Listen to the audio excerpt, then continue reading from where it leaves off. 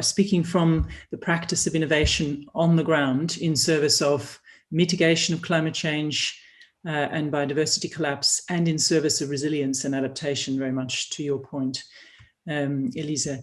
And our activity is focused on how we source, we build, we incubate, but most importantly, deploy innovation in place-based contexts, whether they are the places of global value chains or the places of cities and regions and, say, mining communities or agricultural communities, where there are very, very intractable, wicked issues to try and work out how to reconfigure under very short pressure of time and with massive uncertainty because of the complexity.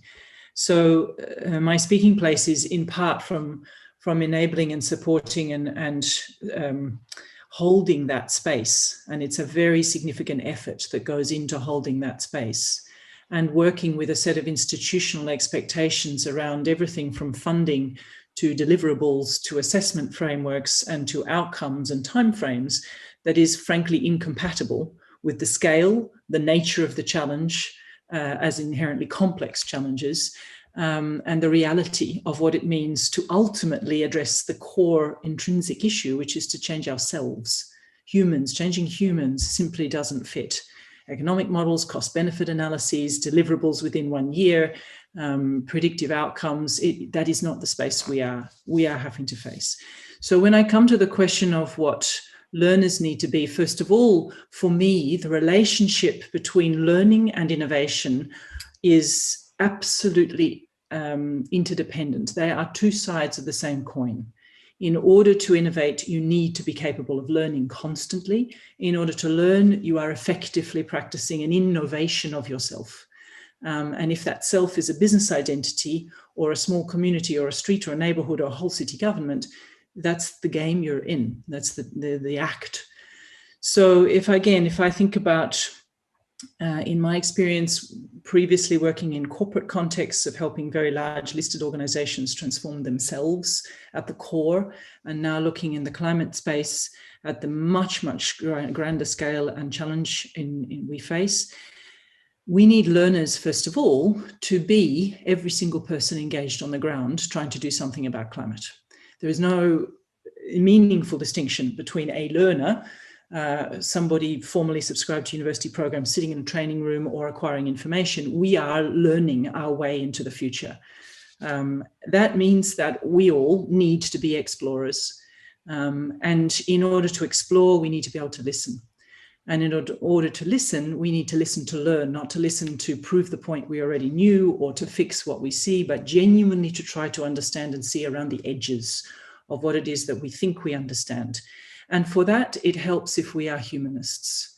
I think one of the most exciting and inspiring acts I have seen the European Commission do is to pick up the idea of a new European Bauhaus, not necessarily for the legacy of the Bauhaus itself, but specifically for the principle of bringing art and science together in the effort of addressing sustainability, because it asks us to be humanists, which asks us to then learn how to think and to question and look at the assumptions we're applying in what we're doing. And then again, the notion of experimentation. Learners need to be experimenters, learning in contexts. The challenges of sustainability are specific. They're local, regional, global, but they're very specific. They're about meaning and identity, what people eat, because their sense of self is vested in that identity and context for literally centuries, how they choose to move about, how they choose to be. I think the final point on what learners need to be is in relationship, and that very much goes to what we've already been discussing, the sense of the interrelationships between things, but critically the relationships between people, that does help widen a sense of self, create greater social and emotional resilience and well-being, and begin to bring in the different perspectives that we require to forge a different sense of identity that is attractive enough to embrace, an identity around what it means to live and work sustainably. We're missing reference narratives, not reference narratives for what we need to stop doing, but reference narratives for what we might want to aspire to become. Where is our vision of who we are when we're living genuinely in respect of each other and our planet? And it's hard to unpick something solid enough to mobilize and to attract movements beyond utopias, something tangible, gritty, messy, but part of our world. So for me, that brings to, what do we need to understand? We need to start by understanding, invest a hell of a lot more in understanding ourselves. Make it mandatory in every single educational initiative, every single funding initiative, every single board, that we take some time to think about adult development, to think about the way humans relate, that we pay attention to what we're working with when we're working in any form of relationship with one another and with our context, and that we acknowledge the role and the power of meaning. Again, in a lot of our focus, we've been focused on substitution solutions, on technologies, on engineering, on ways of kind of wrangling ourselves out of the problem by using by using the tools that extend our brilliance and our ingenuity. Very, very rarely in that same moment have we asked ourselves, how is this meaningful? How does it tell us something about who we are, why we are, that inspires? And we're going to need that if we want to mobilize generations to work, to close gaps and work with each other in very tight timeframes to fundamentally change the substance of life.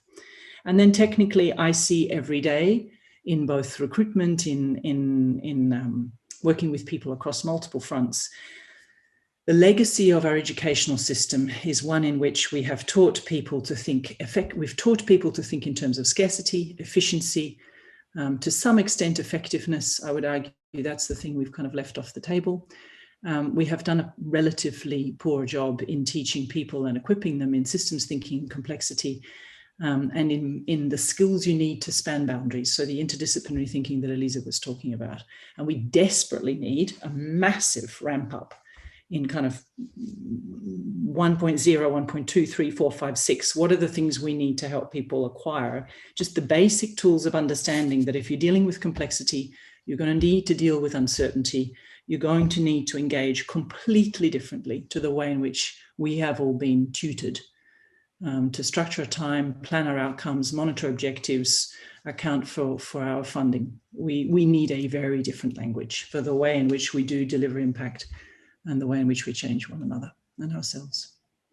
Let me start with this, with the paradox, the kind of supreme irony of acknowledging complexity, training ourselves with whatever frameworks, Cynefin, any other frameworks on kind of beginning to understand the substantive difference in the nature of complexity and how to engage with it, to dance with it, and then immediately wanting a teleological plan with a kind of a flag on the hill that tells us, here's the destination, this is what it's going to look like, it's all okay. So that sort of reality of a budget, working with Gregory Basin's notion of a budget of possibilities, is just it's not part of any way in which we think about financial management or resource management or time management. I think there is, in the Greek tradition, if you kind of pull Plato into the 21st century, 22nd century, something about chora, the notion of a space of possibility that is not yet, it is inherently emergent. And it is a space where things are not yet, and they are possible. There are multiple ways of being and becoming are possible. I think there's something about deliberately using that as a framing mechanism for the collaborations, the radical collaborations we're talking about. So it's something, if I make it very concrete, it's something it's to some extent the framing that we are as an organization trying to use around what we call a deep demonstration, where the word demonstration is a hack for the overweening desire for a plan. But the actual nature of the work is about exploring a constantly emergent understanding of what combinations might teach us and help us learn, where there is no destination. It is a constant state of learning and discovery on what's possible. And as we discover what's possible, how that widens our understanding. And it becomes very practical in terms of, if you just pull in some of the work of, say, Skylar Tibbetts in MIT, or the actions that Gunter Pauli has been collecting around the world, where even just the simple premise of not remembering to ask ourselves about the properties of the material and the living world being more than singular, and continuing to expand our understanding of these things that we use for food, for building equipment. They have multiple properties, not singular properties. And as soon as you start to explore that and start to think about that as the environment that you're building with or making with, it completely explodes the sense of possibility.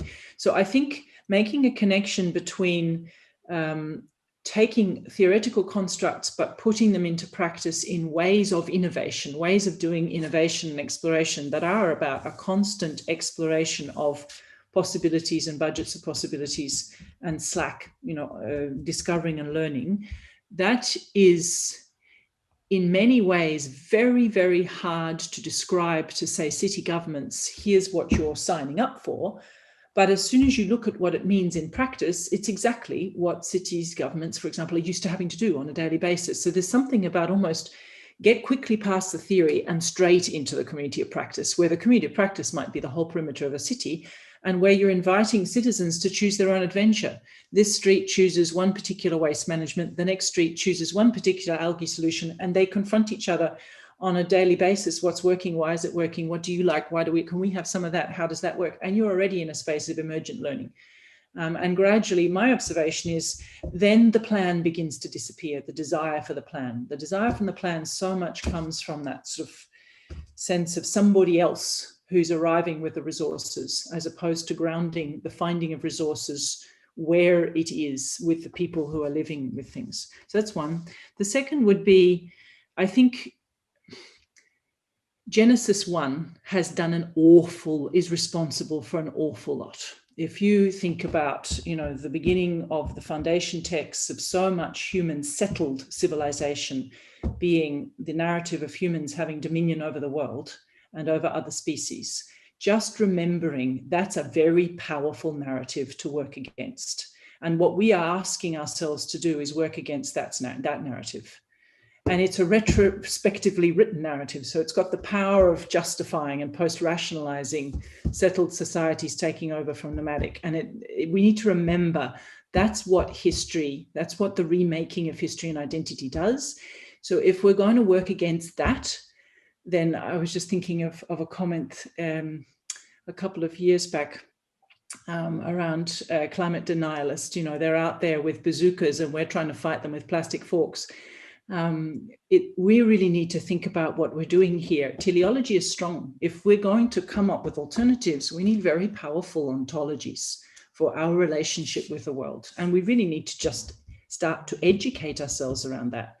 Again, if I make it very practical, I remember saying to Sandrine and anyone else who would listen to me before COVID hit, why don't we convert, why don't we really mobilize around the movement of Fridays for the future and turn them into Fridays of the future? There are opportunities in the work we're doing where every single Friday becomes a space of practicing possibility, where literally every school comes out in the streets, every adult, every workplace, and let's try a Friday where we live in a completely different way. And it becomes such a regular space of practicing, of kind of expressing being and becoming in different ways, that we make those connections between theory and practice. And I think the last reflection is to really come back and knit together this notion of deep listening, empathy, and communities of practice. I think there is, ultimately humans change because there's a story powerful enough, whether it's a quantitative story or qualitative story. And in fact, it's always the powerful combination of the two.